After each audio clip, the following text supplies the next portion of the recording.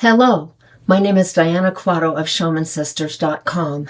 My mission is to bring the ancestral and cosmic wisdom of the Americas into everyday modern life to help you reclaim your soul purpose and remember who you are, why you're here, and where you're going as you face life's challenges.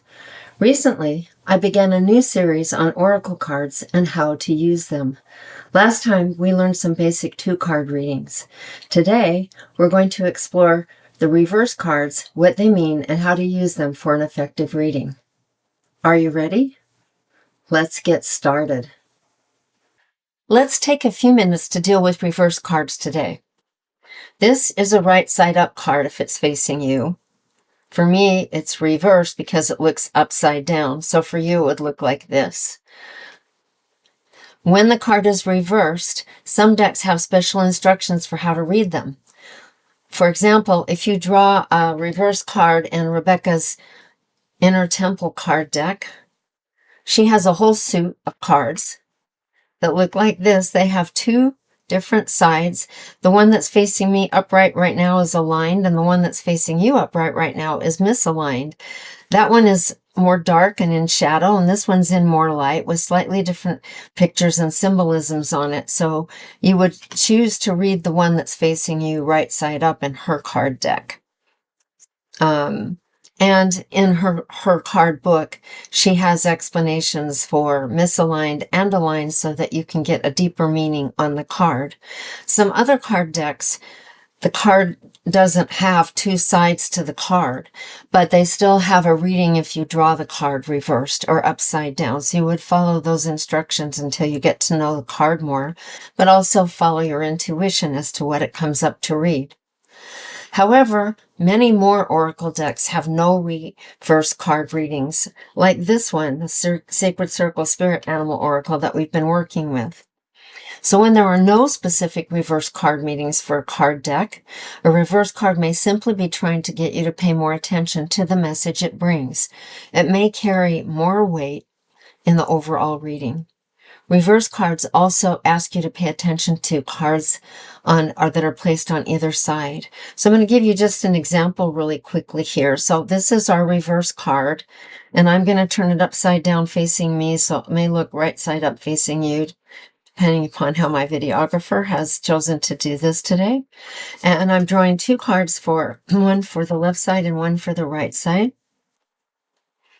Let's just say we're drawing 2 cards for each of the sides. The one that's closest to the center card,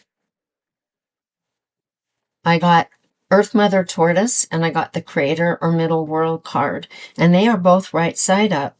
So I would pay special attention to them. They have a direct meaning or correlation to this card, which is Purity or the Swan, card number 50. Card number 50 is about power and new beginnings coming in, and it's also a card that's close to balance. And you can see here that the swans are going into this vortex of light to a higher world and sending down a pathway of light for others to follow. I know that the swan is about purity, and it's one of the oldest archetypes. It's a bridge between heaven and earth, and that's what this depicts, this light path and all of that. So it's bringing me a sense that I'll be bridging things with the ancestral and cosmic path, as well as the earth and cosmic path in my near future. But then the card on the left side is Mother Earth and the Tortoise. And to me, I would pay attention to this card because it's going to show me how I'm going to bridge that, and how I'm going to gain that wisdom is to connect with the Earth Mother, to spend more time in nature, to slow my pulse and rhythm down to the pulse of mothers. As the haiku here says, tortoise dances slow to the pulse of ancient earth, carrying wisdom. So I'm going to gain my wisdom from the earth herself, and possibly from ancient indigenous cultures, to help me obtain the state of grace and purity that the swan is trying to lead me towards. And it's very important for me to pay attention to that. This card also has the different 13 moons of the medicine wheel and the North American medicine wheel, which signifies all the power and journey of life that we go through over and over until we're ready to cross into our higher form of light. And so I also know I can gain the wisdom from following the path of the divine feminine, which is represented by the moon herself as our grandmother moon. And so that would be very important. It would be more important than this card here, which is the salmon, which is about swimming upstream to its ancestral home where source spawns the future. So that's important, but it doesn't relate as directly to this card. However, it may support this card of the Earth Mother and the Tortoise, and it does bring up ancestral home and spawning the future. So if I'm able to connect with that and come into the state of purity and grace here, then I may be able to use all of that wisdom to spawn the future that I desire. That would be how I'd read that.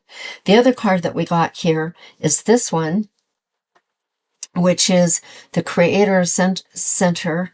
It's the middle world card, which is the world of the physical that we are actually in.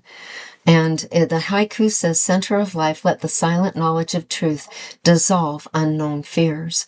And so if I can center myself on the physical world in the Earth Mother, to let go of my fears and draw in the knowledge of truth that sits in the center, which the center is where the creator source is.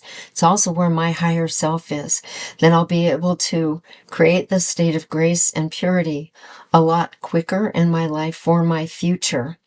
And then the last card, which would not be as powerful as these two cards in relationship to the center card, is Illumination Firefly East Path. Firefly flickers light across the darkscape to illuminate me. So this is all a card about illumination. So to me, because it's in the progression going future, this one came from the past, the ancestors.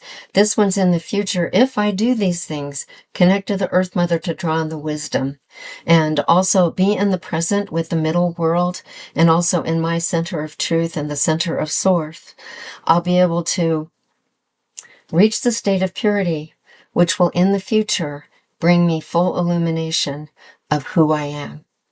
So that would be how I would choose to read this, but just to give you an idea of how a reverse card can work.